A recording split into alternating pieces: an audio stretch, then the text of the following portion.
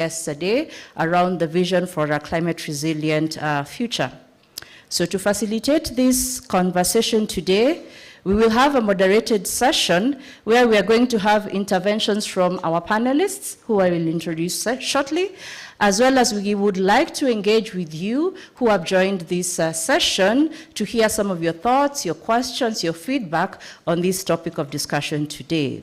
We'd really like to find spaces that you will be able to engage with this conversation throughout the session. So the key highlights for this event will be shared by the organizers at the closing of the Africa Climate Week. There will also be a report by the UNFCCC Secretariat that will integrate outcomes from the regional climate weeks, which are taking place in the MENA region, the Latin America and Caribbean region, and the Asia Pacific region in the coming months. So I invite you all to engage quite actively in today's session, and we hope that this is indeed a topic that is close to your heart, like for some of us, but also will inform the work that we do going forward. So I'd like now to introduce the speakers that we have today. I'll start with Dr. Felipe Lucio. Maybe you can just wave so that people know you. Thank you so much, Dr. Lucio. He is the director of the Member Services Department at the World Meteorological Organization's WMO. And then I'd like to introduce Mr. Dr. James Kinyangi. He's the coordinator for the Clean Dev Special Fund at the Africa Development Bank. And then Mr. Gabriel Kapka, the Deputy Director General at the Sierra Leone Meteorological Agency. Dr. Linda Ogalo, the only lady on the panel, and glad you're representing, a climate information services expert at the IGAD Climate Prediction and Application Center. And then Mr. Carlos Uribe, who is the Global Coordinator for the Comprehensive Risk Management Initiative of the United Nations Office for Disaster Risk Reduction. And then Mr. Steve Prager, a Senior Program Officer for the Agriculture Transformation Strategy at the Bill and Melinda Gates Foundation. Thank you so much for joining this conversation. Okay, I would like us to start the conversation now, and we'll start with you, Felipe. Yeah? So the WMO recently released the State of Climate in Africa report for 2022, which was also presented at the Africa Summit just the other day.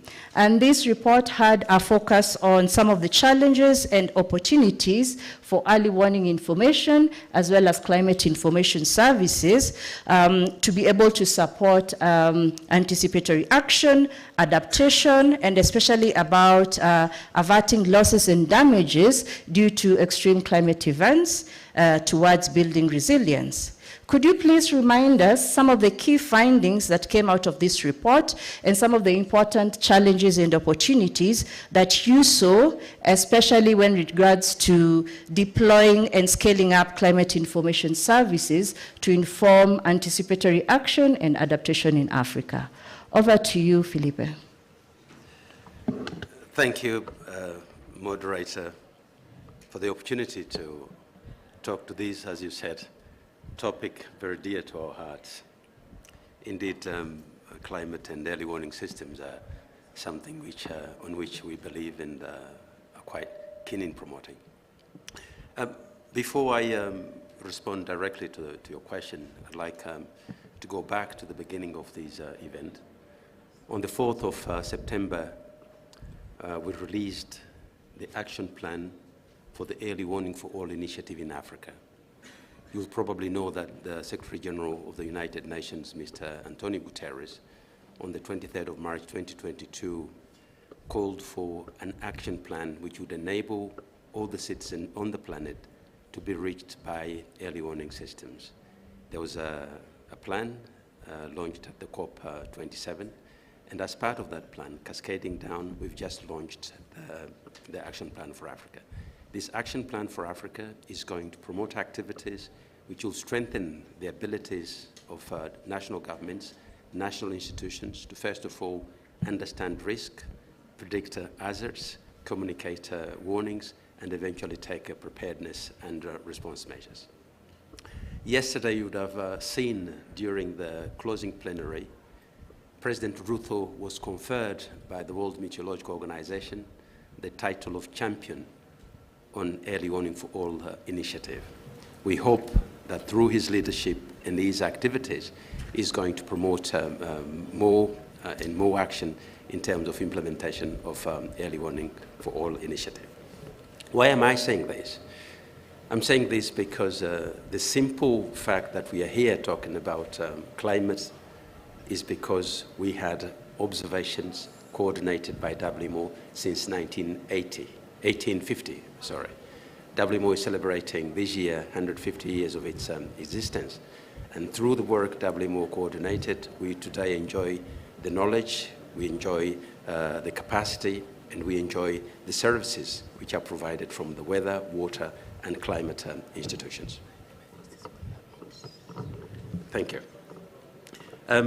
Now going back to the specific question which was addressed to me. What are the salient points or messages coming out of the report on the state of climate in Africa? This report is the fourth report on the state of climate in Africa. In fact, in 2019, for the first time, a state of regional climate was produced in Africa. Africa was the first continent to produce its own report on the state of climate. And since then, we've been producing, leading to the fourth we just released.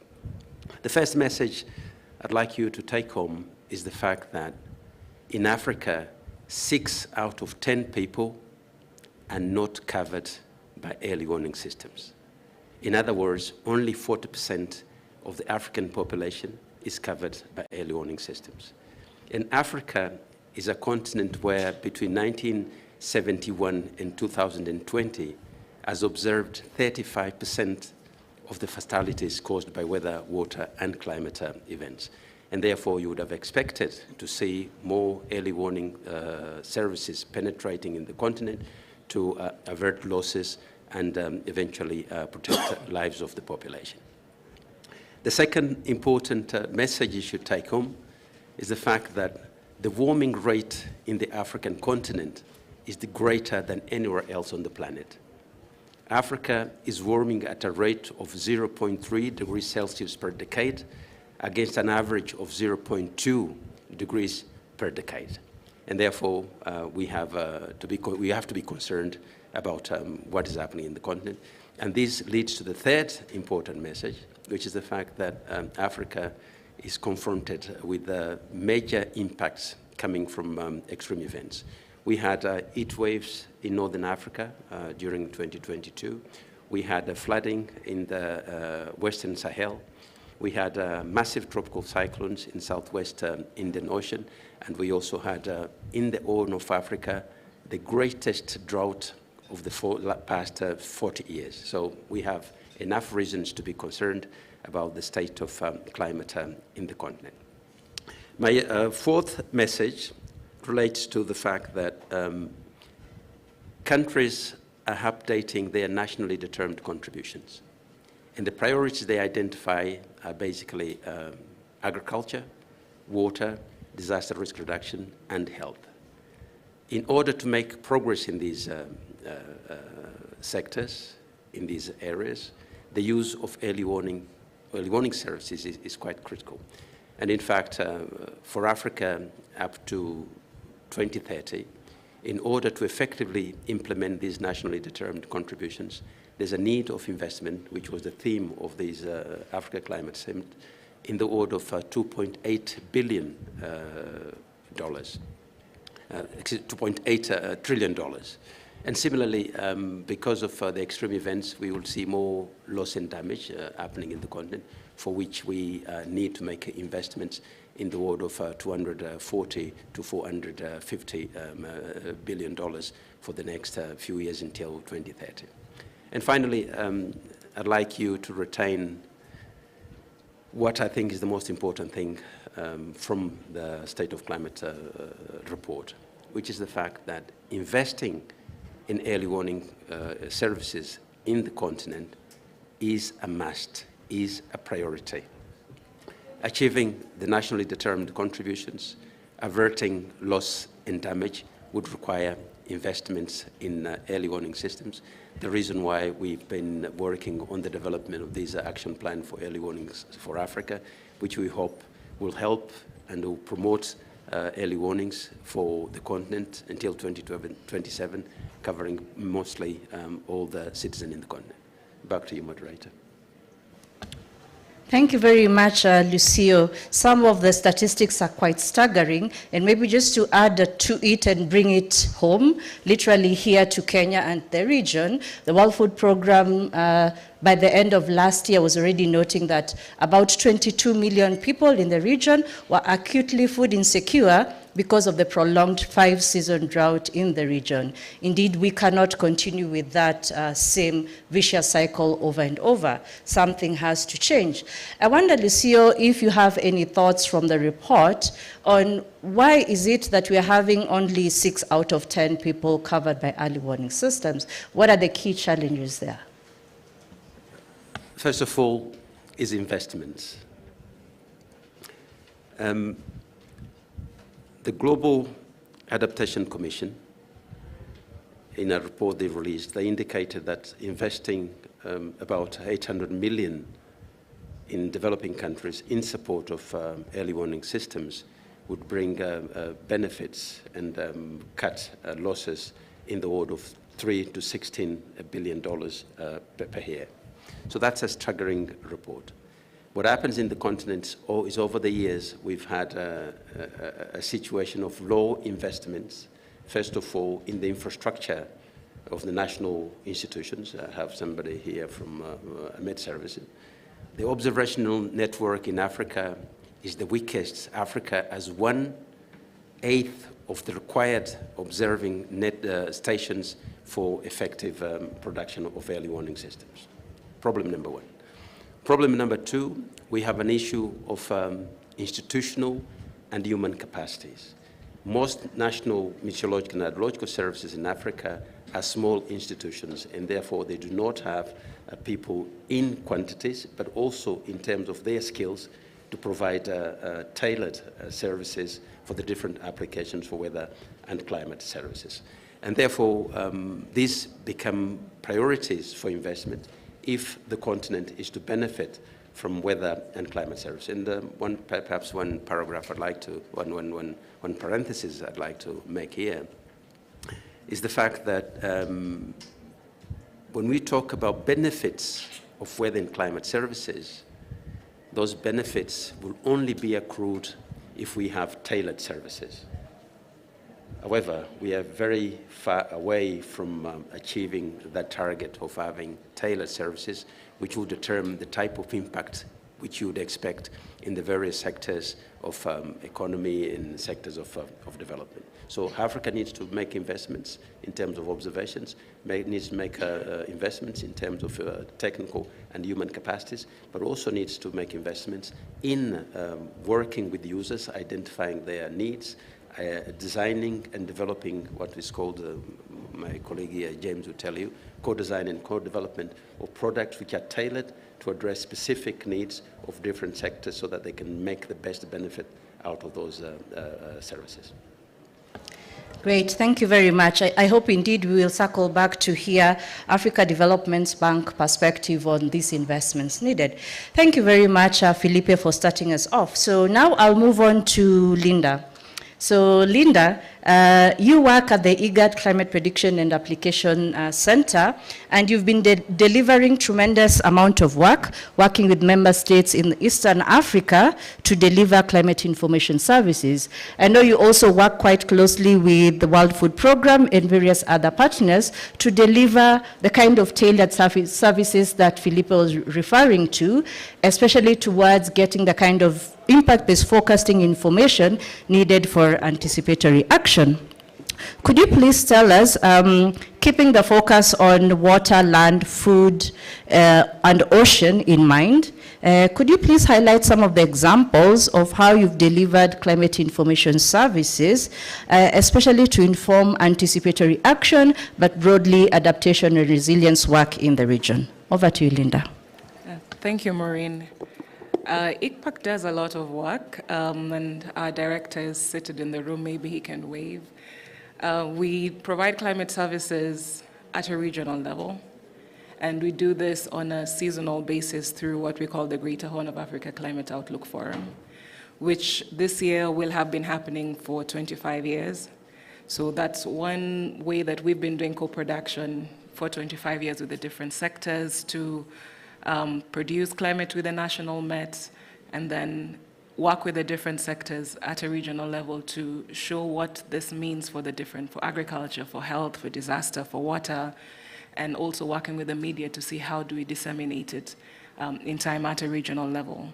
In addition to that, we've been supporting the national Met to have national forums such that this information, once it's produced at a regional level, can be downscaled to the national level.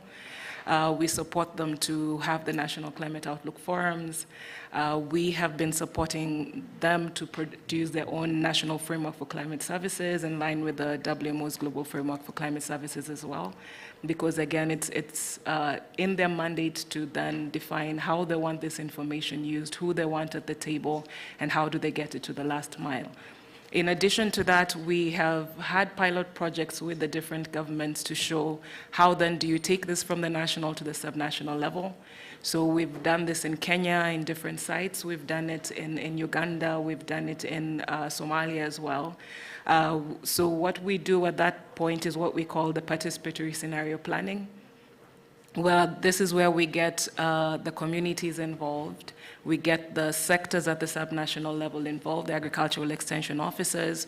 We even engage with the indigenous focusters because during our research on the ground, we found that this is extremely important. They have a lot of trust, they have a lot of information, and they're able to provide also localized climate information in some areas. So we bring them together to discuss what the weather will be for that season. We help the communities interact with the county Met or the subnational Met where they're there.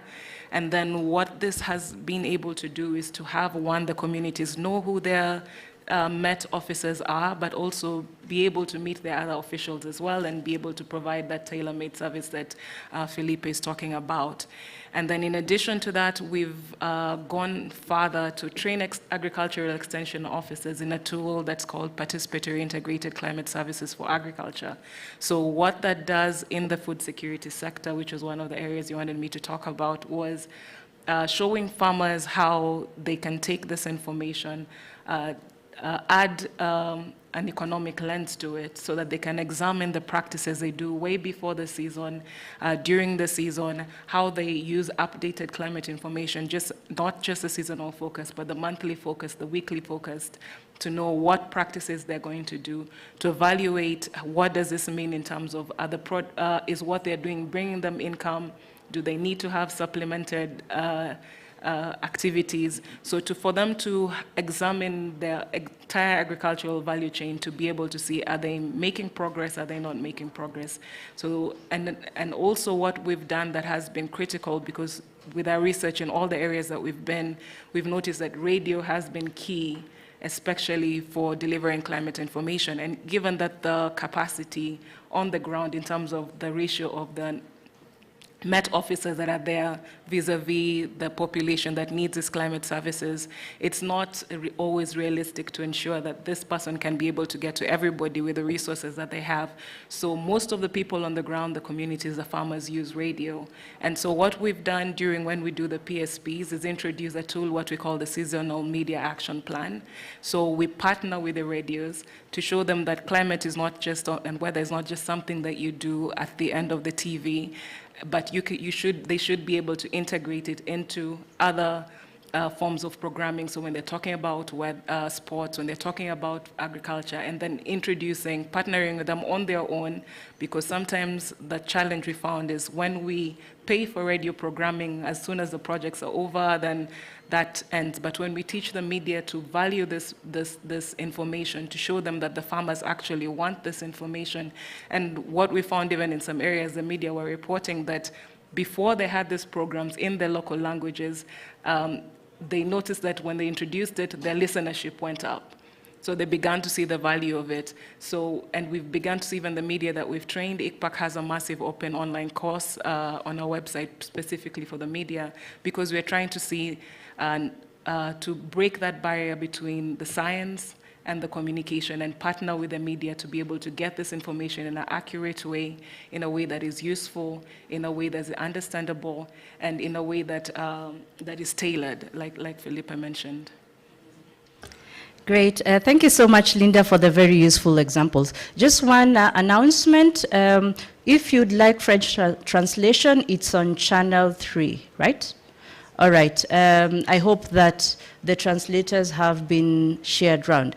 Okay, thank you very much, Linda, for those very interesting examples. And I'm wondering, many of the approaches that you've spoken about,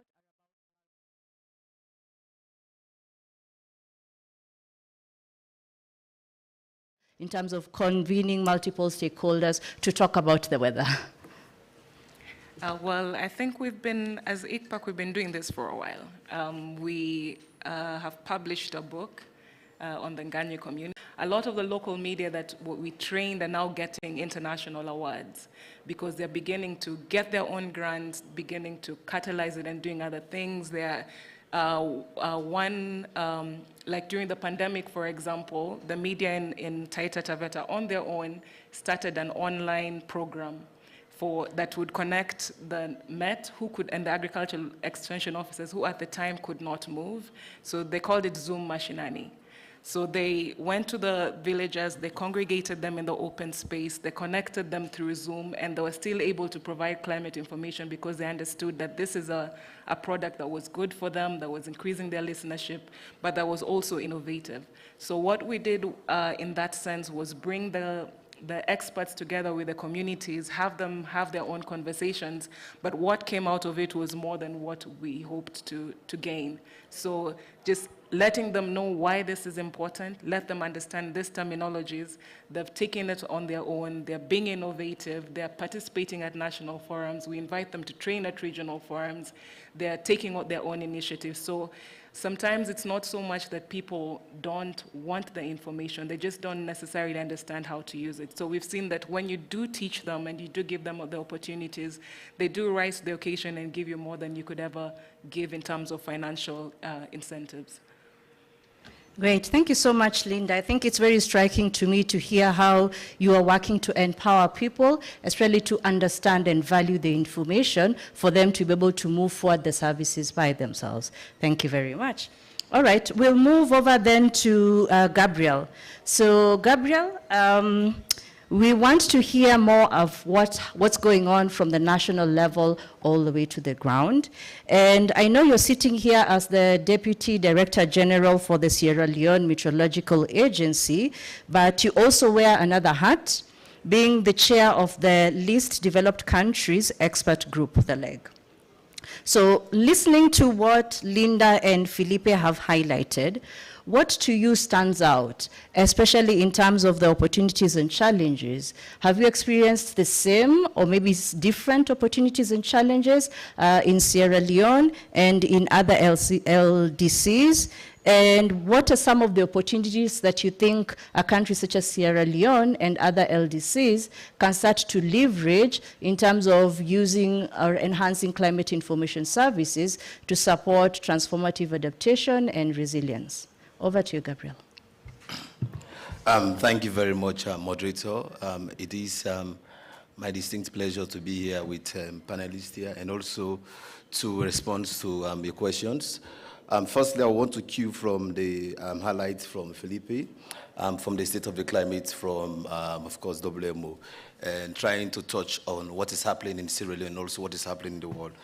So firstly, when it comes to early warning for all, as you really, and of course, observed from Filippo's intervention, I think we're having less early warning information getting to the public or climate informations because from the Met Service, we believe that when it comes to early warning informations, it has to do a clear flow of information from the producers onto the last person.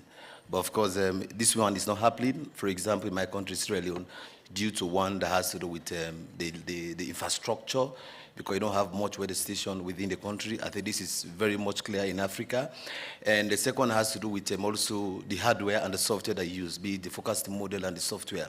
So like when Linda was talking, for example, the support they're providing to Africa and other countries, you know that most of this, when it goes to African countries, the Met services, we are using regional or global model. But adverse to when they go to other countries, they have their homegrown models. And using most of this regional and global model normally do not really try to represent what is happening on the ground, except like for us, in most of the Med services, we try to do a kind of a primitive ensembling. That is like looking at this regional model, what is happening, and then you try to see how you can validate that around your observed data. So these are the challenges we've seen already, and I think when it comes to the opportunity in that area, we're trying to use the National Adaptation Plan because under the UNCCC, and also what we are pushing as a leg is to see that countries are planned, that of course states the national circumstance of how climate is affecting them, what are their priority sectors, and what are the ways or strategy they think they can implement for them to solve some of these issues. And with that, I think if countries have a very robust, of course, plan that capture most of these opportunities or challenges, they can try to solve them. Another one is, of course, the coverage of the early warning system, 40%, yes, so which means it's a challenge for us, and it's happening. You know, you go to countries, I can always see when it comes to the coverage also, the right information that are reaching to the public. Because you go there, I remember when some of us joined the Med service, I've been there like for 15 years now, and the service we were providing was only for the aviation sector, you know, to see that plane can land and then they can take off, at least that's what the service we're providing. Now there's now an emergence of climate change.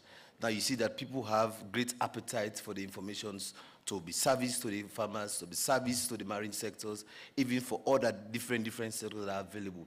So these are very, very much challenging, and I think it's high time for the Med service to go beyond the traditional way of doing things, so start looking into what is happening.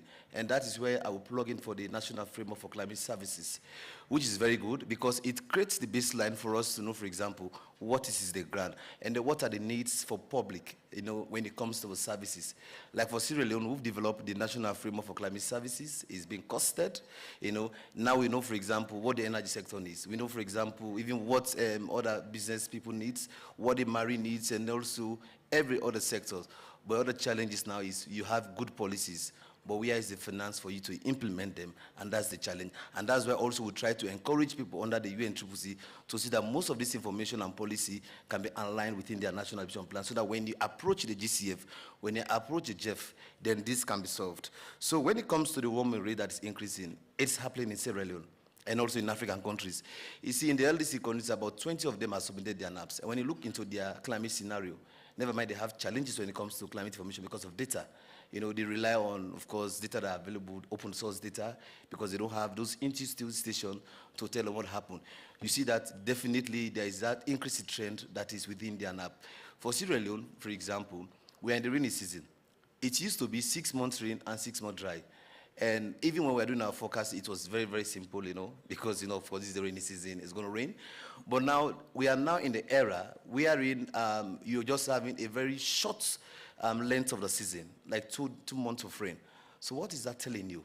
And now, for example, like this August that just passed, when, of course, it's one of the hottest, and I can attest to that it's real, because for Sierra Leone, it used to be like during the morning hours, you can record a temperature around 22 to 23.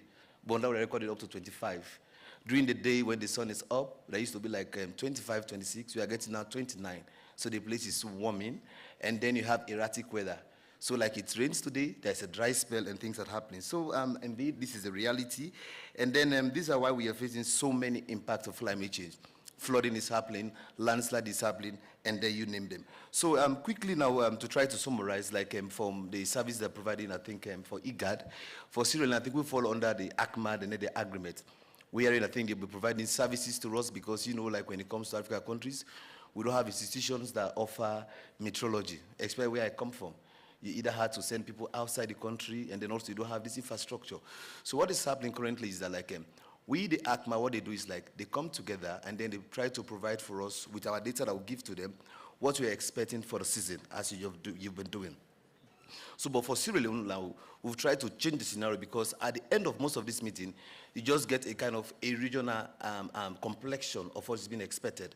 So what we are doing now, like we are now trying now to downscale those information to the national level. So it's not like only for Freetown. So you know, for example, what you're expecting for this city and the different cities, and what are the things you're also expecting when it comes to the information that are needed. You know, so but really to be frank enough, yes, we are doing our best in most of the African countries, but there are still challenges that are there and that we are faced with. And the challenge has to be, of course, one is what? The political will. We have to be frank. You go to most of these countries, you know, you don't have the political will for them to support when it comes to early warning or metrology, you know, because when you look at this government, they have so many campaign promises for them to, you know, to address. So that has been the problem. Another one is also institutional arrangement.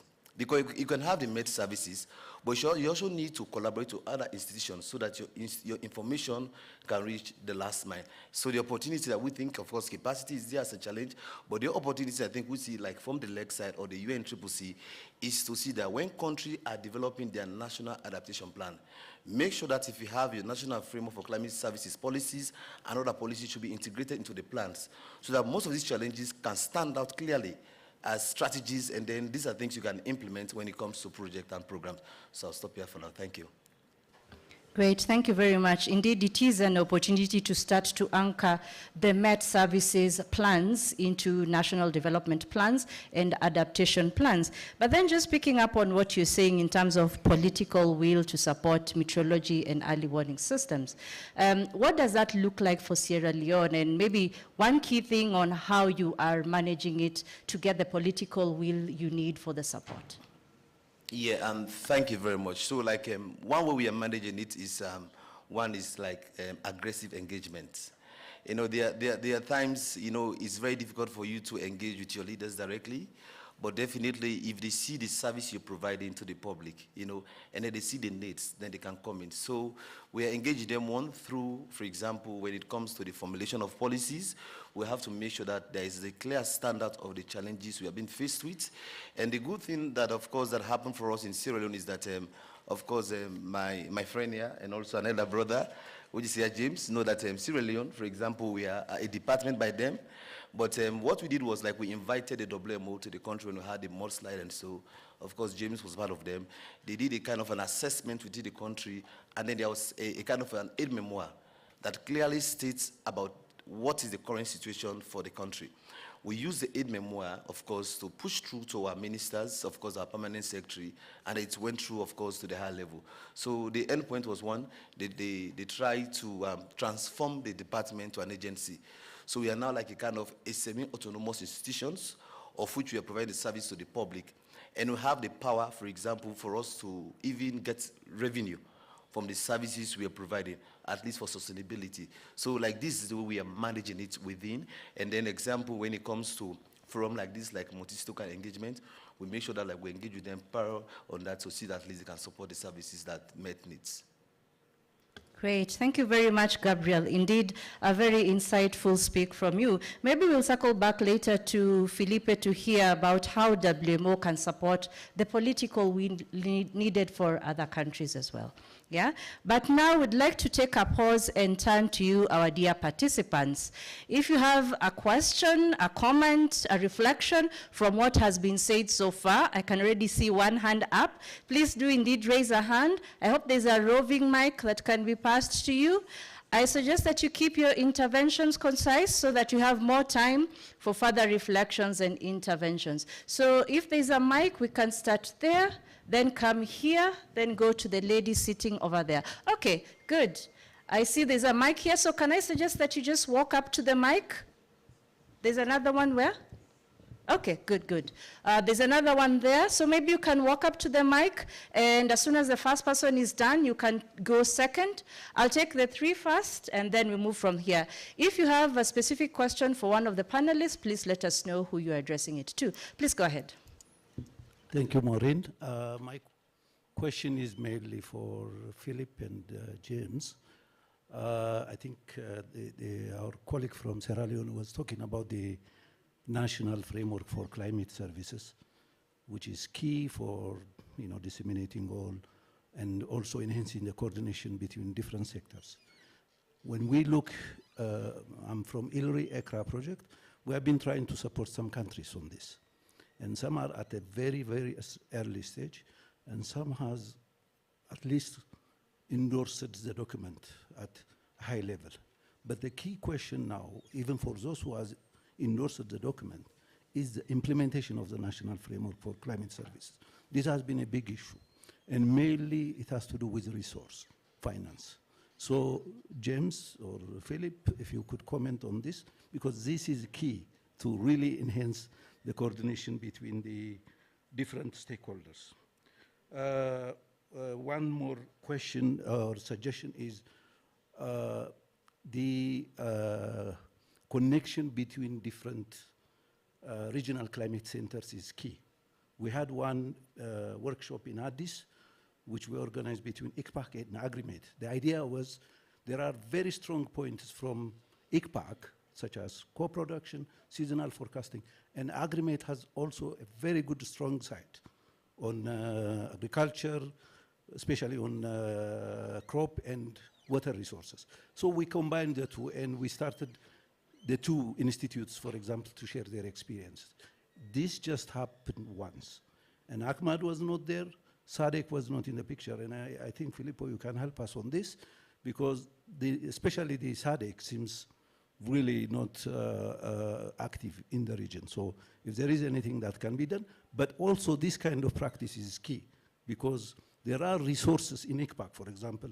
Linda was mentioning about the seasonal forecasting, how is that advanced, but this can be, shared to the other regional climate centers. So I think that would be a key if we could enhance that kind of workshop. Great. Last point. I think Maureen knows about the anticipatory action. This has been a big problem. Forecasts from ICPAC has been given, for example, about the drought in Kenya and southern Ethiopia and so on. Failure of 4 or 5 seasons. It was not the problem of the early warning. The forecast was given. We have been working together. But the key issue was action was not taken. And the loss of cattle in millions is because of lack of actions. So now the issue is, how can we really enhance anticipatory action? James can comment on this and others as well, because one issue we have is, how can we mainstream anticipatory action in the existing systems, or like countries have their own disaster prevention commissions and so on. So I think if we could be able to do that, I think we can at least use this forecast to make differences. So all right. These 3 points. Thank you. All right. Thank you very much. I hope that the questions were noted. Just to bring everybody in the room up to speed, when he says anticipatory action, we mean an innovative approach that is being established to help people to take advantage of early warning information, including the forecasts, not just to wonder what am I going to do with this information, but to start to synthesize it in terms of what actions will I implement. Can we pre-agree the actions that will be implemented when, say, the forecast says there's a 50% chance that the rainfall will not be good. But also, quite importantly, this approach is also about having pre-agreed financing, such that when the actions are activated, the financing also comes through, so that the actions are especially implemented before we are getting millions of livestock lost. So we will pack your questions. We take the second speaker's questions, and then we'll come back to the panel. Please go ahead. Well, thank you very much. My name is Mkolis Shong. I work with the IPCC Secretariat. Thanks to the panelists for the very insightful, interesting presentations. My first question, a correct forecast, if you call it that way. So how do you manage expectations? Because some of the reason for inaction is because people lack confidence. Because if you have given one false alarm, no matter how much you try to convince them, they'll just refer to that. Look, you misled us. We took this action, but whatever you are forecasting didn't happen. So what do you do?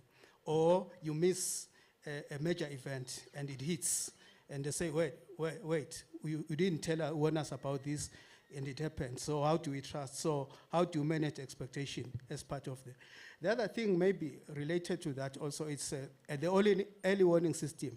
How do you integrate the early warning system from the meteorology or climate with indigenous knowledge? For instance, we know that in certain places, as part of the code design, we know that in certain places, birds, for instance, that's an example, behave in a certain way before it rains, just before it rains.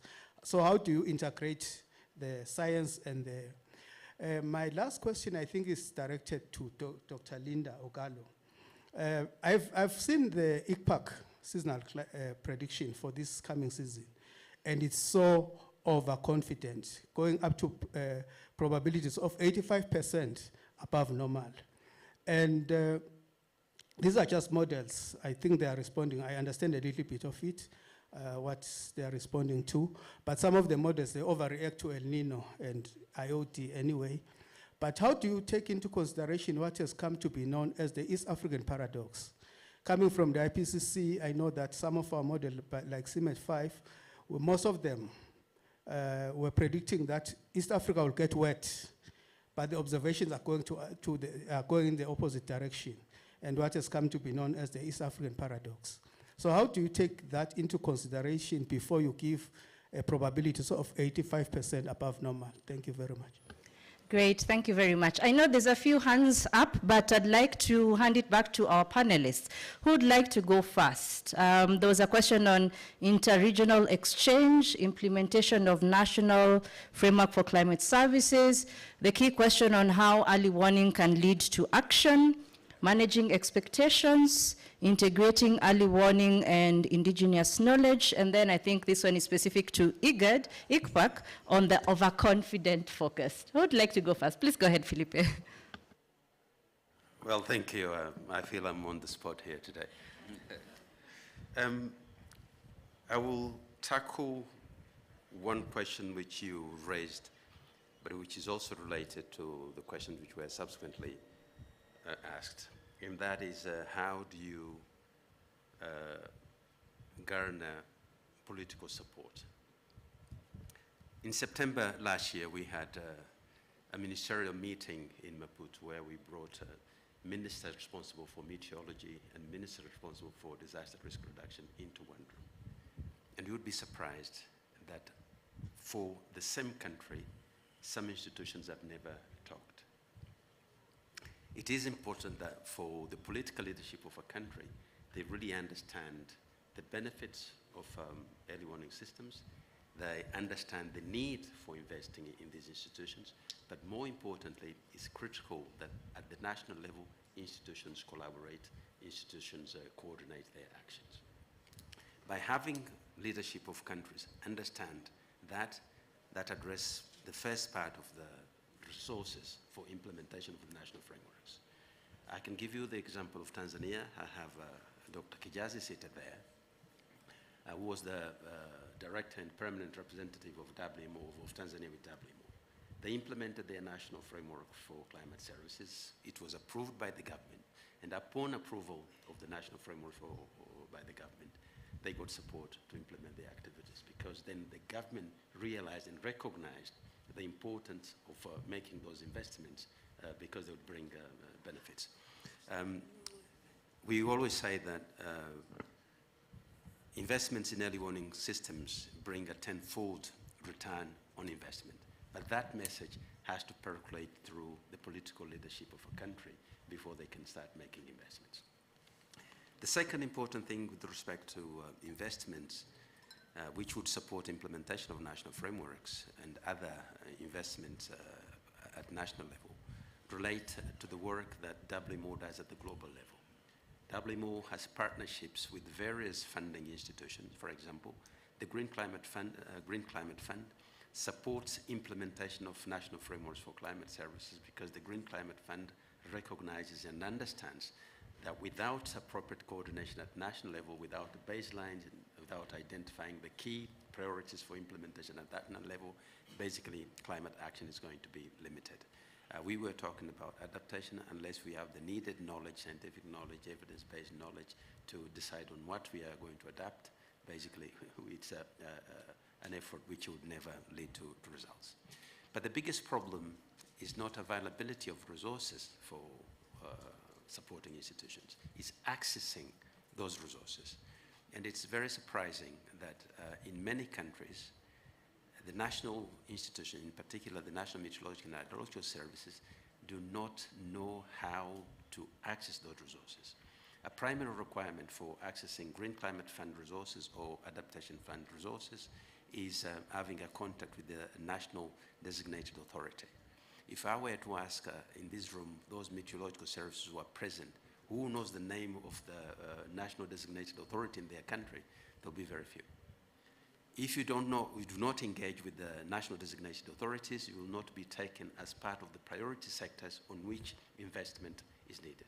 So to address and support countries, we develop guidelines which help National Meteorological and Hydrological Services in knowing what they have to do to have access to those funds which are available through our partners. And I could name various other institutions. We have the World Bank and others who recognize frameworks such as the one indicated here. I'd now like to move on to a different topic, and that is one raised by Shongwe about linking scientific or contemporary knowledge with indigenous knowledge.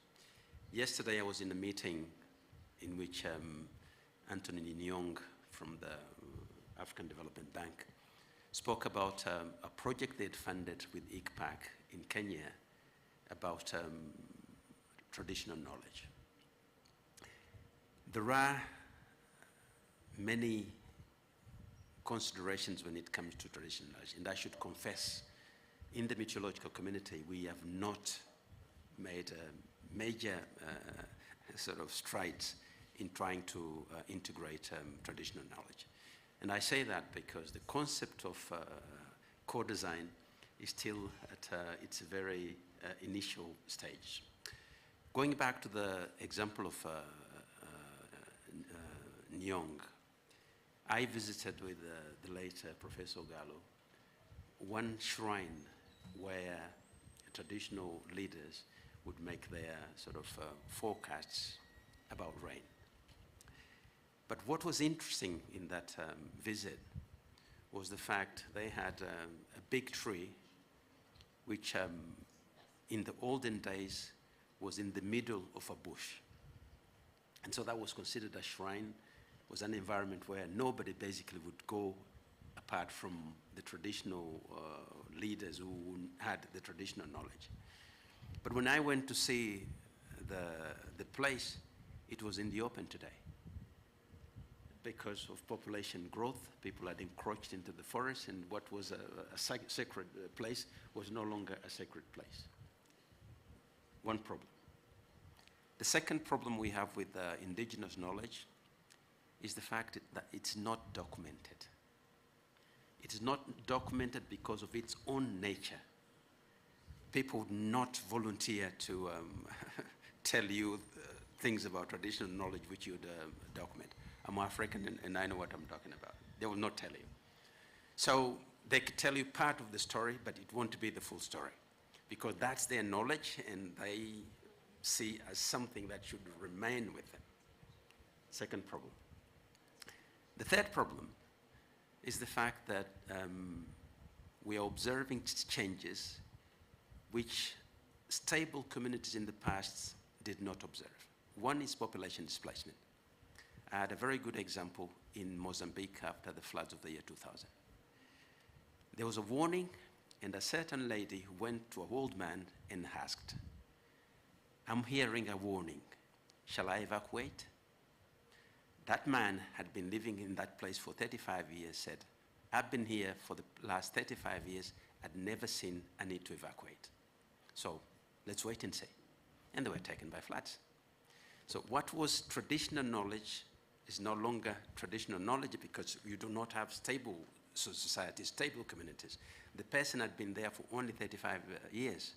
If he'd been there for more than 35 years, you would have known that the Limpopo had seen a flood in the early 60s. And so we would have been able to advise appropriately. So there are a number of changes, particularly related to dynamics of population, dynamics of land use, land cover change, and others, which cannot or are not being effectively integrated into traditional knowledge. I don't claim there's a need of validating traditional knowledge, no, but I think there's a need of understanding better how traditional knowledge interplays with the current processes which we see today. Just another example about traditional knowledge. My grandmother would tell you, if our coals started hurting, it was going to rain. And I can tell you it's going to rain, for the simple fact that normally you have rainfall when the humidity saturates. And if you suffer from arthritis or rheumatism, when humidity is very high, you start having pain. So you can scientifically verify that in such cases, if somebody who suffers from arthritis starts having severe pains, and if they know, they see a phenomenon outside, they can tell you, well, in the next few hours, it's going to rain. That's something that could possibly be scientifically documented, but I've not read any document which tries to relate traditional knowledge into contemporary knowledge. However, there have been efforts in trying to work with the community leaders and members of society who have knowledge in terms of, we call it phenomenology, to help better integrate and relate a warning, for example, with signs that communities could see on their day-to-day lives. And if I'm not mistaken, the last question I noted was related to integration of centers. Yes, I think it's an important point in the sense that we should try and support our regional climate centers and our regional institutions in improving their capacities. And we do that. My colleagues from ICPAC will know that we have a project which is called the CLIMSA project.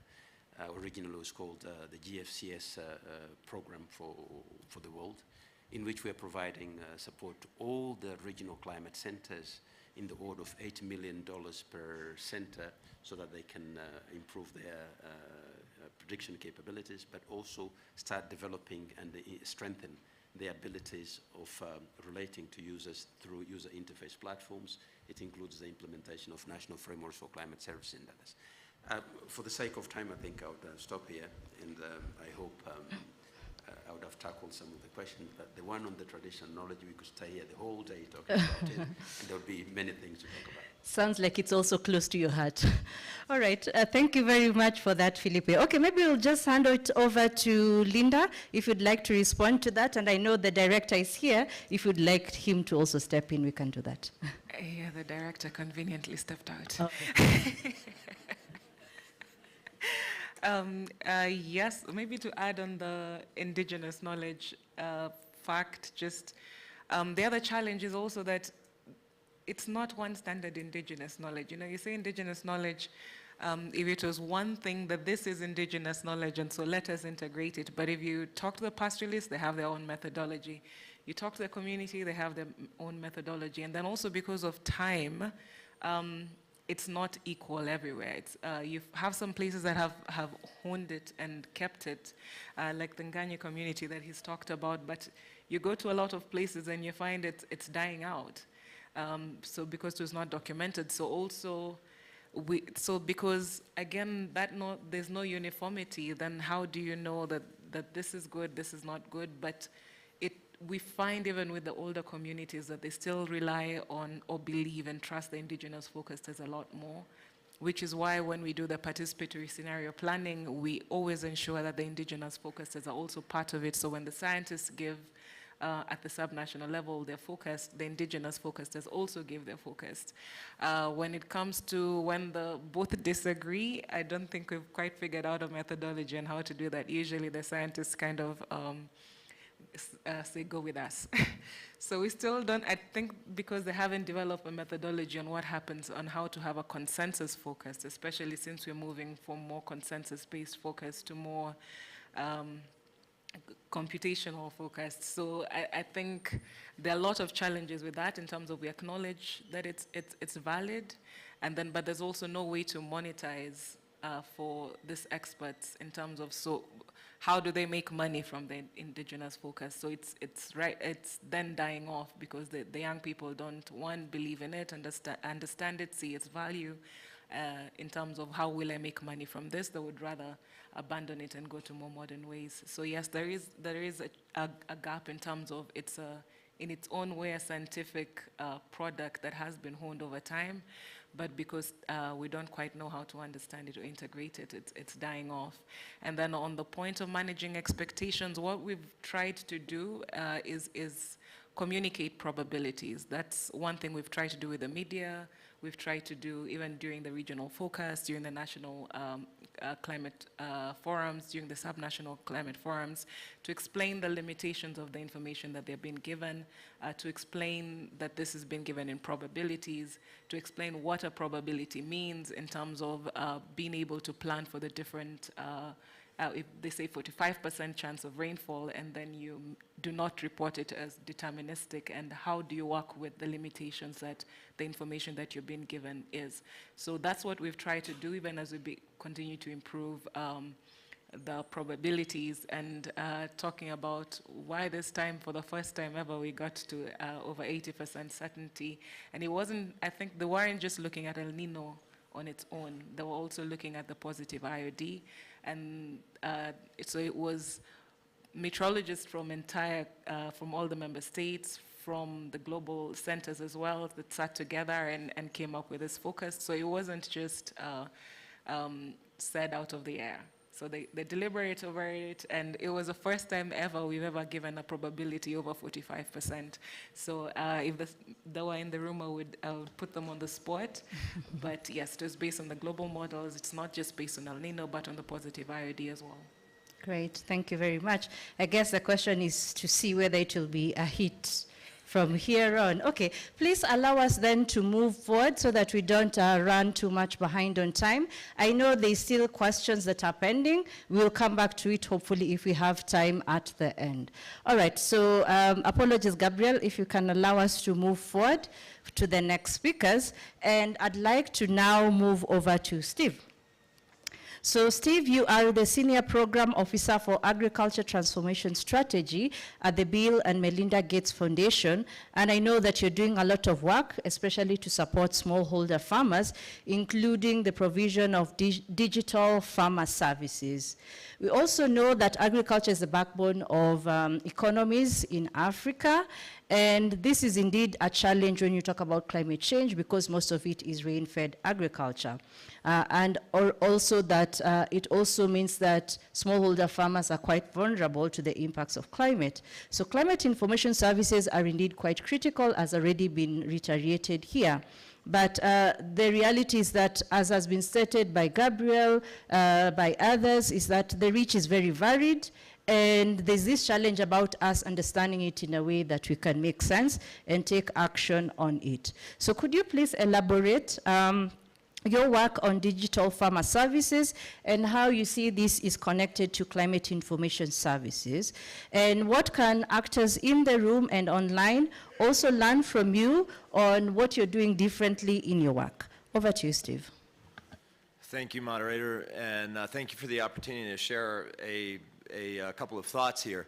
The first thing I'd like to highlight is that there's actually a great deal of alignment in terms of the comments that you're hearing on stage. This alignment is relatively new. The sort of common understanding and shared perspectives on where the challenges are, what are some of the very important or critical components of climate services and early warning systems. And a lot of that stems from the work of the WMO and the Global Framework for Climate Services, the development of National Framework for Climate Services, the strengthening of national Met services, the progressive vision of folks like Gabrielle and Linda at ICPAC and James as well, some of the work with AFDB and the CCAF's program. And so this alignment is actually relatively new. And I'd like to just reinforce a few pieces of that. The digital being one piece of a larger ecosystem of what's required to facilitate the distribution and use of climate information to support decision making. One comment I'd like to add, and it comes to this sort of idea of the role of different stakeholders. Climate information is not going from some expert or some expert organization to a farmer. There's many different levels of translation and transformation of that information that is required to actually make that usable. This requires that climate is actually integrated into the entire fabric of whatever sector or sectors that we're speaking about. For example, a producers association may be able to change their thinking and actually integrate climate experts as part of their overall expertise that they provide the downstream users of their seeds or other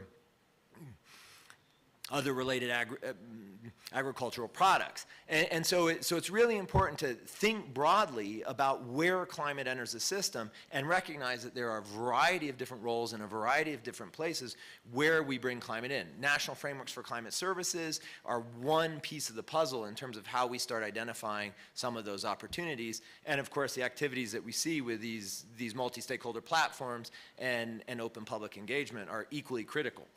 Related to that, that integration of climate into many different levels of organization is a critical aspect of the localization and the tailoring of the information to the downstream users. National Met Services are serving a very particular role at the national level, integrating across sectors, addressing oftentimes a primary agency where they're housed, but then also contributing to the development of key forecasts and key weather and data resources. That role is fundamental and it's critical. National Met Services do not have the ability to reach every locale with every type of information that's required at the lower level, and that's where other approaches come in, like PICSA, to actually take into account what are the local farmers' needs and how do we actually incorporate a sort of economic-based response to the imminent climate challenge that we might have at a seasonal timescale. With that in mind, and one of the areas where digital also plays a very important role is that we need to recognize that there are many different business models for bringing climate to downstream users. We heard extension. There's also, for instance, the role of agri-SMEs as an intermediary or point of exchange for climate information along with other products and services. And this idea of bundling, bringing climate information together with other products and services is actually a very critical point. It's also a place where digital factors in because many of the services now that farmers and downstream users are accessing are enabled by feature phones and by smartphones. And that includes access to banking, access to microcredit in many instances, and depending on where you are, some emerging applications such as Hello Tractor and these sorts of things, which can actually create and consolidate the different aspects of the agriculture management process. And again, doing so in a climate-specific context. There's a couple ideas that were mentioned, and I'd like to also reinforce those. One of them is to create as many shared resources as possible. We've heard this in many different ways. We heard it from Tefe in terms of, Tefardi, a former colleague of mine, who asked that first question, in terms of the importance of, how can we help people build out national frameworks for climate services. There's an abundance of experience out there. It's important to get that experience out and to share that as widely as possible. We heard from ICPAC in terms of a number of different resources in terms of the PICSA program and some of the national training for Met officers and activities that are along those lines. That is fundamental to build out as many shared public goods as is possible that support integration of that broader set of intermediary actors. It's also important to recognize that no single intermediary is the expert in all of the areas. So we must work as an ecosystem or as a team in order to bring in adequate expertise, both in terms of the translation and transfer of the information to downstream users, assisting those downstream users in making the best possible decision, but then also learning from those downstream users, whether in the context of the role of indigenous knowledge or in terms of whether or not the information is usable and up to the overarching climate information services and early warning infrastructure. And so again, I just emphasize, partnerships are critical. A sort of side note about these partnerships is actually related to a message I've been hearing in several of the other forums, and that has to do with access to climate finance. One of the big observations that I've heard over and over again at the Africa Climate Summit and in several side meetings is the importance of direct access to climate finance, not through intermediary organizations. And I applaud that approach. That's absolutely where we need to go. But in order to do that, we need to have the partner networks on the ground in each national context and in the overarching regional context, as we heard the importance of a regional integration, to be working together to again, strengthen those local institutions and build out that possibility for direct access to climate finance that can, again, support all of these different programs that we've been hearing about today. So thank you very much. Great, thank you very much for that, Steve. Very insightful feedback from you. I think in terms of climate finance, thankfully we will just switch over to that in a minute. But just following up on what you said in terms of learnings from downstream users, how are you engaging with that as part of your work under Bill and Melinda Gates Foundation? How are you creating opportunities to get the feedback on what these services mean, how they're supporting work on the ground, especially with smallholder farmers, and feeding this into, indeed, the climate services ecosystem? Thank you for the follow-up. There are actually a wide range of approaches that we use to facilitate feedback from downstream users. On the digital side, many of the digital systems that we work with actually facilitate various forms of two-way interaction and two-way communication. There's a variety of approaches that can be built into digital systems to facilitate ongoing monitoring and evaluation of the use of, access to, use of, and relevance of information that are arriving in the hands of small-scale producers. So digital is one way to facilitate two-way understandanding and sort of create a continual loop of feedback and continual improvement. Another way in which we're approaching it is more on the human side, recognizing that, again, not everybody has access to a smartphone or a feature phone, that, for instance, the role of women and men in the agriculture process, their access to information, their access to financial resources can be fundamentally different. And that in many cases, you won't really understand the nuance of that through some kind of app. And that actually human-to-human interaction are required. So one way that we're also doing it is looking at, again, how do we strengthen the network of partners in order to better work together to bring, for instance, organizations with gender expertise together with organizations with, for instance, climate expertise to assure that information is arriving that's relevant and again, that's useful to the wide range of individuals at many different socioeconomic levels that can potentially benefit from climate information. Great, thank you so much, Steve, on that. I think it's a relief, I'm sure, for Met Services to hear the burden is not all on them. We need to really strengthen the partnerships for us to be able to take advantage of climate information services. Thank you, Steve. So now let's move over to James. So James, we previously worked with the CG Climate Change, Agriculture and Food Security Program in Eastern Africa, which had a really good research component on climate information services. But then moving on from there, you now coordinate the CleanDev Special Fund at the Africa Development Bank. And I understand that this special fund invests quite a lot in the continent to help the meteorological services have the capacities to be able to observe, generate, as well as share, hopefully reliable climate information services. So Linda elaborated some of the work, or mentioned some of the work that you have done to support ICPAC, but also other centers in Africa through this special fund. And we also know that you're a founding member of the Systematic Observations Financing Facility, which indeed is taking note of the need that we need infrastructure.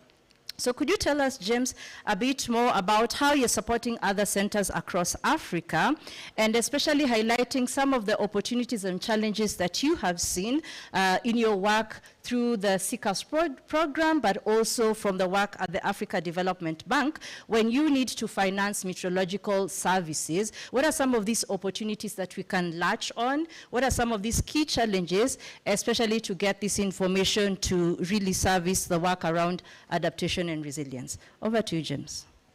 Thank you very much, Maureen. That is very loaded. But I hope I can survive. I think, again, let me thank the audience for being here late this morning to help us go through what are the main elements of climate information and early warning systems, and how do we dialogue towards modernizing climate and early warning systems in Africa. So coming from the African Development Bank, I think we have now, I would say, perhaps close to 15, 16, 17 years at the Climate and Development Special Fund, working with African countries, communities, institutions, regions, on modernizing hydromet systems in Africa. And this comes from first the desire of the bank to be part of the process of closing some of the hydromet capacity gaps for Africa and African institutions. And secondly, also, I see my colleague Marianne here, who has been working very hard on institutionalizing the Africa Integrated Strategy on Meteorology. So we also come from that angle where we are responding to some of the pillars of the strategy. And I will talk a little bit about how we can do that. In terms of working with other centers, I think, yes, Linda has mentioned what we have contributed in terms of support to ICPAC, the regional center, and it's the provision of its services to IGAD member countries. But I wanted the audience to also know that there are other regional climate centers in Africa that we have supported. There is the SADC Climate Center in Gaborone in Botswana. It's a very active center that is supporting the Southern African countries, especially on drought monitoring also, and early focused and early warning. They also have now, I think they are working on a disaster risk center that is also going to bring in sufficient capacity for them to focus and also provide information on extreme events, especially the tropical cyclone activity in the southern Indian Ocean. So we have worked with them to support their basic infrastructure, providing some of the high-performance computers and computer clusters for modeling. We've also provided some of their member states with automatic messaging service units. We have also provided through SADC 40 automatic weather stations to 10 countries, which I think the installation was and commissioning was completed last year. And we are very proud going forward that we are going to work with them on a capacity building program and our new approach, which is coming through the climate action window. So that is SADC. ECAS, let me say, ECAS, which is the regional center for Central Africa, serving, again, 10 countries in Central Africa. I think it was very good model between the ICPAC Center here and the ECAS Center in Douala in Cameroon, because we essentially provided, under the CLIMDEV fund and some of the other funds that were allocated from the bank, we provided a new center for ICPAC, which was also fully commissioned, I think, 2 years ago. So we've also done something similar for Central Africa in Douala. We've helped them to establish a center. We're still in that process. A lot of the physical facilities are being put in place. We are helping them to install the Meteor Factory, the Puma stations, as well as the high-performance computers that are being supplied by Intertech from France. So we are establishing that whole center and supporting them also with a bit of a personnel complement also to help them establish and drive the services for the region there. With both Agrimet and ACMAD, which are based in Niamey, Niger, we had a twin package there for them. You know, again, the one to Agrimet was similar to what we were doing for the other center, so I'll not go too much into detail, but I wanted to mention particularly the support that we provided to ACMAD to help us close the gap on satellite weather observations. Through ACMAD, we did an international procurement for a company from Korea, Solitop, that fabricated and installed 4 regional retransmission stations. One that is based at Sansa in South Africa. We have another one at Agios in Gabon. We have one here at ICPAC in Nairobi, and we have another one at Agrimet in Niamey. What these regional retransmission stations do is that first they give us complete coverage for Africa now. So for the first time, Africa is completely covered. We are now able to access data from low polar orbiting satellites. This data can be assimilated into now regional models, and if they can improve the resolution of these data, they can be assimilated into what the countries need to do numerical weather prediction. So that whole support is ongoing. We hope that we can provide more support to the countries to be able to utilize the information that will be the satellite data packages that will be downloaded from these retransmission stations. We hope also in future, through partnerships, we are going to increase the density of the retransmission stations so that it is easier between the countries. I think geographically some of the countries are located under very difficult circumstances. So I think in general, in terms of supporting regional centers and giving regional coverage for Africa, I think we are advancing, and we are happy with WMO as one of our technical partners in terms of support. We are working also with EU MedSat that provided the technical input into determining the specifications for the regional retransmission stations, and then helping us to do the more investment in climate services, and especially coming back to what more investment in climate services, and especially coming back to what Linda was saying, how can we help to value this information so that there is better investment into it? Yes, and again, that's another very important part of it. I think, let me say that more and more now, I work in this space, I'm understanding now the importance and the need for partnerships in order to accelerate investments in climate information and early warning systems, especially on the infrastructure side. So I would like, first of all, to applaud the work of the Hydromet Alliance. We are a partner, founder member of the Hydromet Alliance, and under the Hydromet Alliance, together with WMO as serving as the secretariat, we have established the Systematic Observations Financing Facility. That facility is very important because what it does is that it addresses this huge gap on non-performing stations in Africa that our colleague Lars Peter keeps on showing the map with the dark spots for Africa. And I like to call it the map that shows the dark spots for Africa. So you see all these dark spots, which are stations which are not reporting data globally. Now, under that initiative, we have 3 windows. We have a project preparation window, we have an investment window, and we have a compliance window. What those 3 windows essentially do is that we had shared earlier on the information through the partnership that in Africa sometimes it is difficult for institutions to find the money to prepare high-quality projects that can be supported financially. So SOF was kind enough within that context. They agreed that we establish a project preparation window. Under that project preparation window, the countries prepare 2 very important, okay, so let me say 3 very important documents. So first, they do a gap analysis. And then second, they prepare what they call the country hydromet diagnostics, which is a set of 10 elements that the country hydromet, the country met will respond to that show the maturity stage of, for provision of services for the national Met.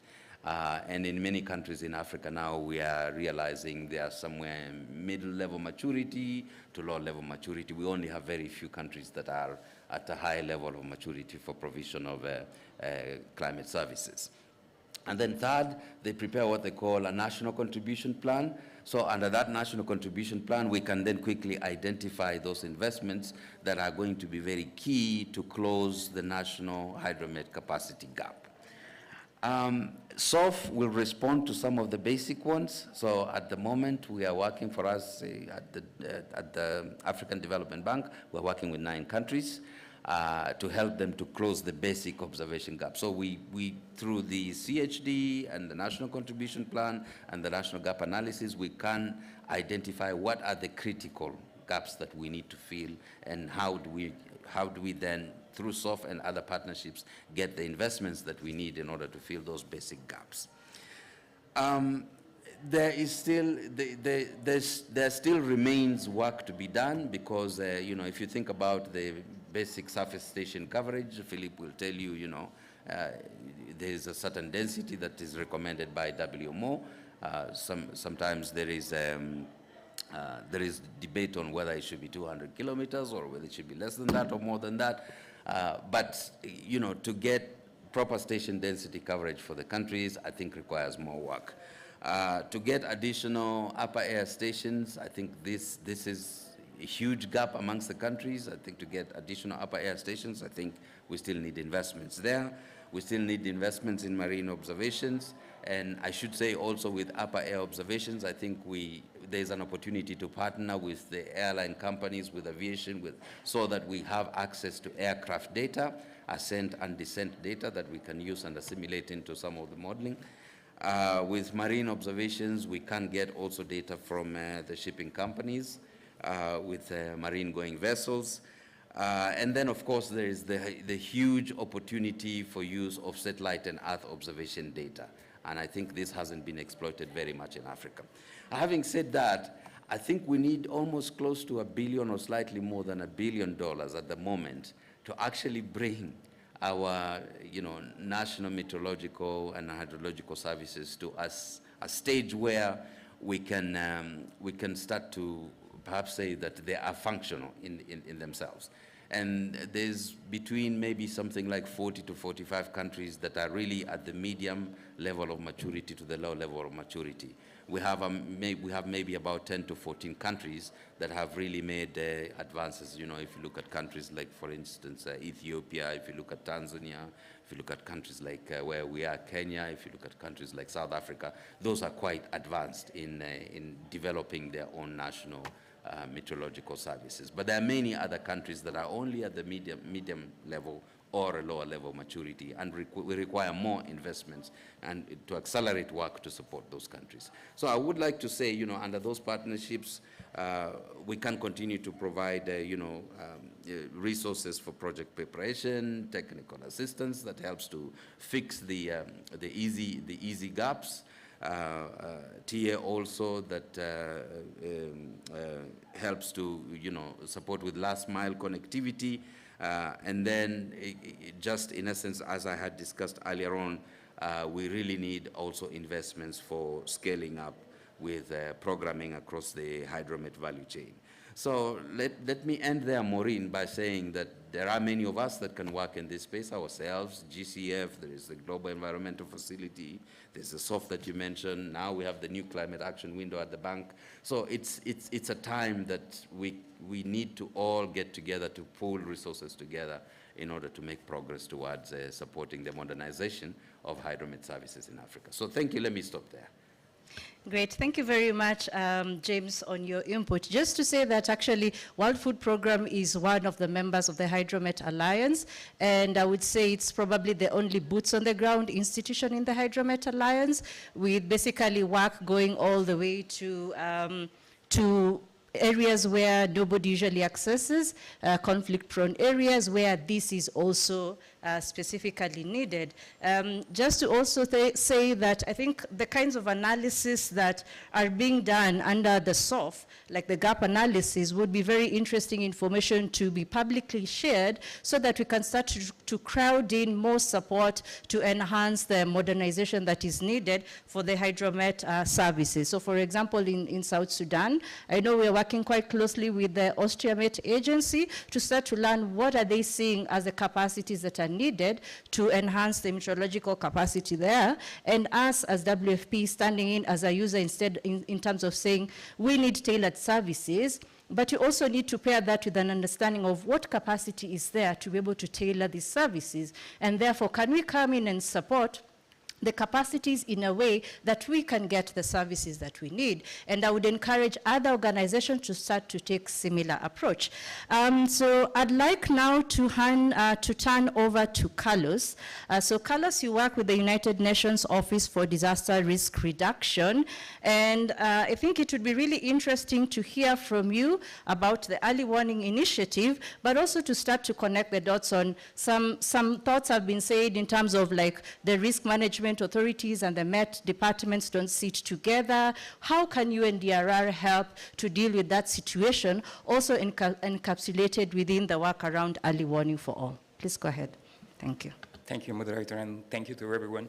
You must be tired after 1 hour and a half of hearing expert and nice people here and friends.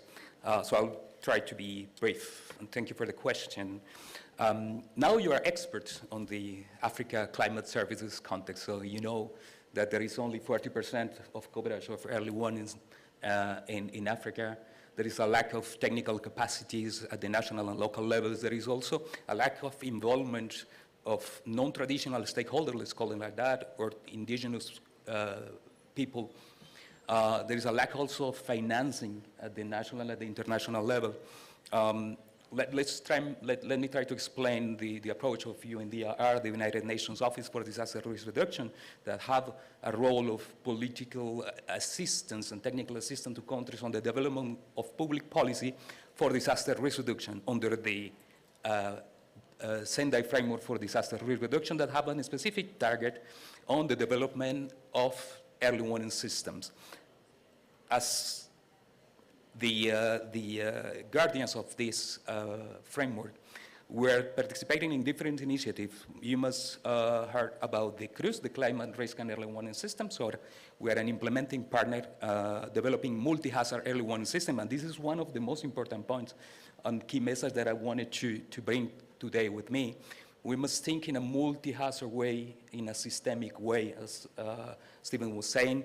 That is very important. And also, one of the shifts that we need to do, and also to tackle this need of risk information, is to do a shift on traditional early warning systems to impact-based forecasting early warning system that will show us the real impact and will help us to design better the actions that must be taken, and also the system as well. This shifting for impact-based forecasting is also helping to produce or raise the political will that will help to understand to political makers, people that are not from the technical background, what could happen and what they need to do. And also explaining more clearly the benefits of developing an early warning system in a systemic way, in a multi-hazard way, supported also by a multi-stakeholder national platform. That is the key element, I believe. Not only to bring all the people together as you're saying, it is important to have not only the Met services are responsible for bringing the information to design the early warning system, but also the disaster risk reduction community, the climate change adaptation community, and every single organ of the government that that is exposed to any hazard, climate-related or not. So once, this context of Africa, with all the things that are missing, the low level of technical assistance, is not only here in Africa. We can see in the different reports and analysis we did on the last 10 years that this is a context that is happening in different regions of the world. And this is a very good opportunity to bring lessons learned and good practices. We have been implementing with WMO and UNDP, the early warning system, the climate risk and early warning system for all initiative all around the world. There is more than 50 countries that are covered. There is a lot of good experiences in the Caribbean. Also developing what is really important here is also the governance mechanism behind that. So there is the development of climate risk and early warning system consortium that bring all the international community together to assist the countries in a better way. And that makes me go to another very important point. We were saying that there is a lack of capacity, maybe alignment between national entities, but it is also important that we from the international community, we must be aligned. And that we're trying to conduct what we call the comprehensive risk management approach that is seeking for synergies between the Paris Agreement for climate change adaptation, particularly the development of national adaptation plans and the disaster risk reduction strategies. We're working with the LEG. 2 weeks ago, we were with Gabriel in Lesotho with the LEG meeting. We're trying to imagine how to support better the development of national adaptation plans in every single country. So one of the second key message is we don't need only an alignment at the national level. We also need to be aligned at the international level. We need to take into account all the agreements that are under the 2030 Agenda for Sustainable Development and go together with technical assistance to countries. And the third key message that I have is we're working in national adaptation plans. We're working in national frameworks for climate services. We're working in disaster risk reduction strategies at the national level. We must think on implementation, and beyond that, we need to include that into the national development plans. That means that one day, countries will destinate a specific line of budget at the national level to climate change adaptation, to disaster reduction, to climate services, and will stop needing international assistance. And that is one of the points to leverage the needs of financial resources. Also, it is very important what Philippe was saying. Most of the countries have a national authority that is authorized to mobilize funds for different funds at the international level. So capacities, building capacities for really produce good bankable projects is also a key element here. I will finish saying that we're part of the early warning system initiative that was announced at the COP27 in Egypt. UNDRR is co-lead of the pilot one that is bringing this risk knowledge or this knowledge to the design of the early warning system. And here we are supporting from different points. And we have different initiatives. We have, and I invite you to go to the UNDR website and you will have this information easily. The risk information platform that is putting together information at the national level in a multi-stakeholder way, informing the design of this pilot, one of the early warning system for us initiative. Thank you very much, and I'll give the floor back to you, moderator. Great, thank you very much, Carlos. Just picking up on one of the last things you said, what is needed to get things like the national frameworks for climate services into development plans? I can tell you about an experience we're having in the Caribbean with the CDMA, or the Caribbean Emergency Management Agency. And we started going in a capacity development program with UNFCCC, and also with the 5 Cs, that is the sub-regional entity in the Caribbean that is managing the climate change adaptation subjects. And we started talking, and we started with the idea of this national stakeholder platform that are, with the main idea of bringing information, exchange information, each sector that have information, transportation, housing, that have an idea of impact of what happened in these heavy rains, put this information together in a platform. And I think the key element is to bring together at the national level not only the Met services, but also the statistic office at the national level that have an official mandate to manage information. Once you have climate change people, disaster reduction people, Met services, statistics, if possible, bring finance, this is a best way to include all those inputs into the national development plans. Great, thank you very much. Indeed, finance ministries need to be on the table for sure. All right, thank you very much, audience. I know you've been listening to us talking for quite a while, so I'd like to hand it over to you, maybe for 2 or 3 questions, and I'll take especially hands that have not been raised before. Sorry, Mr. Shongwe, Dr. Shongwe, on that. Do you still want to ask your question, madam?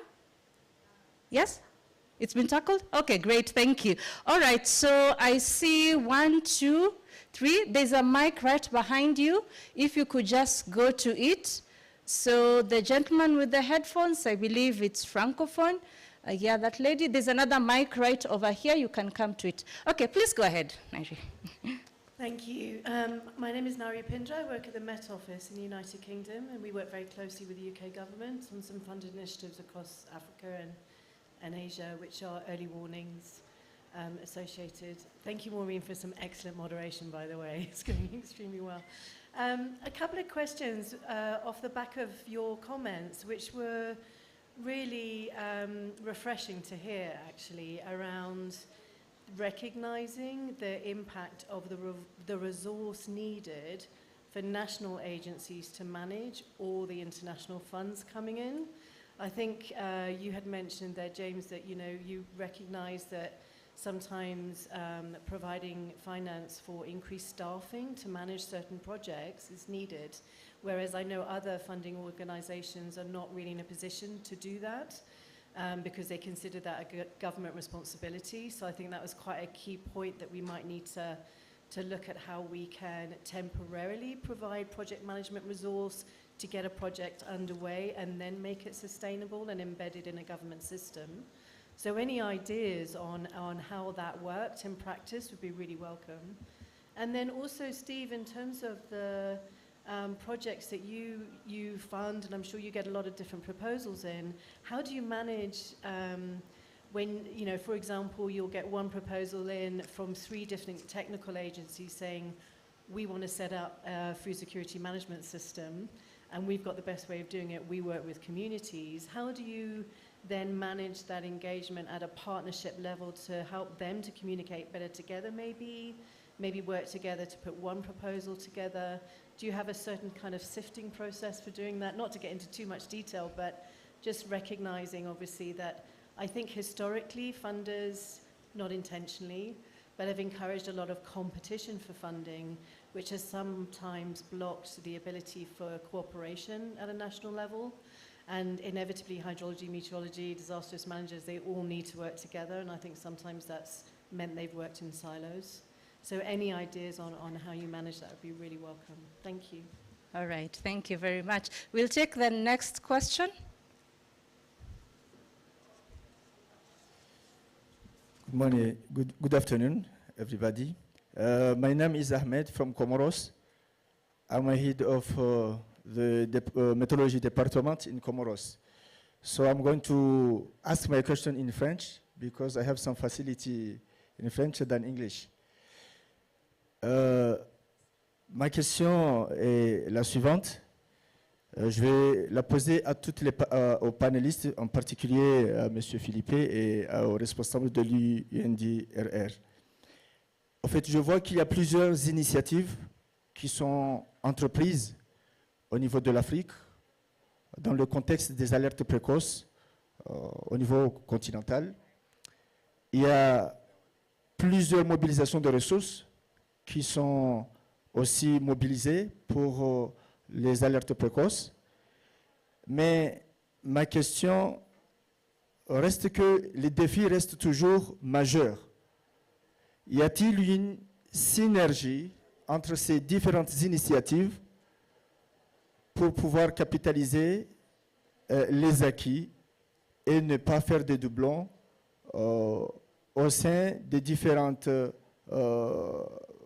institutions que ce soit régional ou au niveau des États membres? Merci, c'est ma question. Monsieur Philippe peut interpréter si... All right, I believe then you're saying it's directed to Felipe? Yeah? All right, no, let's take the third question. Thank you. Okay, thank you. My name is Faith Chivava. I'm a climate service development expert for Sudanimed. My question is regarding the capacities for national med services. We can note that the capacities are really different. The gap can be really huge, especially when you look at the regional centers and what the national services are on the ground. For example, you have national services that do not have the national climate framework and also have not even managed to have a proper national outlook forum up to date. As we speak about the early warning for all, I hope that there are ways that those capacities and gaps can be addressed. Of course, we can talk of real reasons or justifications of why the status is like that, but I don't think now as we move to early warning for all, it should be also capacity investment for all, intentionally being looked at and say what can be done for countries that are really vulnerable and there are complexities in building capacities there. Thank you. All right, great, thank you very much. I think we'll come back to our panelists. Maybe this time we can start from Steve and then work our way there if you'd like to respond to the question. Go ahead. Thank you for the question in terms of, and highlighting the issue of sort of increasing competition in a way that may occasionally be counterproductive. That's a great observation, and I would say that that's a challenge that we wrestle with across the entire ecosystem of philanthropy and international finance. There's a couple different ways in which sorting and sifting, for lack of a better term, takes place within, at least within our context. In many instances, funding is developed on a long-term partnership basis through the partnerships which have been cultivated by the various portfolios within our foundation, for example, and oftentimes through adjacent partnerships that key partners bring to the table. And so it's rare that in our instance there's a cold call that would result in 3 competing proposals on the same topic at the same scale, and we need to sort of, you know, figure it out, so to speak. Having said that, when that does happen, we oftentimes work very closely with the partners to see where there is commonality and complementarity, and try and build out as expert a team as is possible, given the circumstance. That is always in alignment with our own institutional strategy, which is our guiding light or our lighthouse in terms of how we move forward. Just as UK Met has a strategy, just as ICPAC has a strategy, we have an institutional strategy, and we do our best to sort of work with partners and work with funding programs that ultimately align with that institutional strategy that we have in the Ag Development Program. That is oftentimes developed in, you know, with feedback from key partners within the region, and again, you know, with understanding of national priorities and regional priorities as a core component of that strategy. Occasionally there are open calls, RFPs, and that's a whole different process where it's much more sort of a review process and refereed. And even in those instances, if there are those opportunities to link partners together to create something that's 3 or 4 times as strong as either proposal on an individual basis, we often like to do that as well. So. Great, thank you very much. Okay, we can move towards other speakers. Gabriel or Felipe, would you like to respond? Okay, Carlos, okay, go ahead. Apologies, I will answer in French to my colleague, and Philippe will complement after. L'idée de l'initiative des systèmes d'alerte précoce pour tous qui a été lancée l'année dernière en Égypte est aussi d'aligner les efforts internationaux. Donc, si tu regardes les structures des 4 piliers sur lesquels a été monté les 4 piliers principaux des systèmes d'alerte précoce, ça te donne une idée de quelles sont les compétences qui doivent être développées et les efforts qui doivent être fournis. Ce qui fait WMO, c'est établir une liste de partenaires qui peuvent contribuer de façon substantive au développement de chacun des piliers. C'est pour ça que ces piliers sont leadés ou co-leadés par différentes organisations, et aussi les stratégies de financement. Donc, l'idée, c'est que à travers l'initiative des systèmes d'alerte précoce pour tous, on puisse créer au niveau national et régional des associations stratégiques qui vont aligner les efforts, tant techniques, stratégiques et financiers. And I'll let you, Philippe, if you want to. To complement my colleague, in 2015, under the Global Framework for Climate Services, we organized a meeting in Salé, Senegal, and most of you who are here attended that meeting. It was a meeting involving all those institutions investing in early warning systems and climate services in Africa. We agreed there was a need of a repository and a data management system sitting in a regional institution on which information about projects being implemented in the continent could be found. Ahmed was requested to do that. Work was initiated. In fact, I saw Fatima Rajabali, who was seated here, was the first person to organize a repository for that. But that repository has not seen the light of day yet.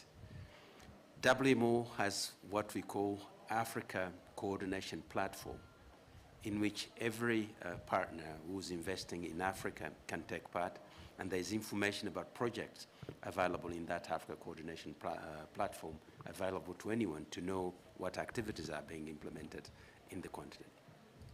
However, there is a major problem, which is the fact that among us, we agree on the need of having repositories and information sharing mechanisms, but no one is willing to pay for that. I'm having to pay the African Coordination Platform out of my own resources. Nobody's come forward supporting that. That's problem number one. But problem number two, and I think the most fundamental problem we have, is at the national level. In order to make project interventions effective and something that adds value to what the countries need to do, is first of all, in my view, and this is my personal view based on my own experience, the countries themselves need to have a clear plan of what they want to do.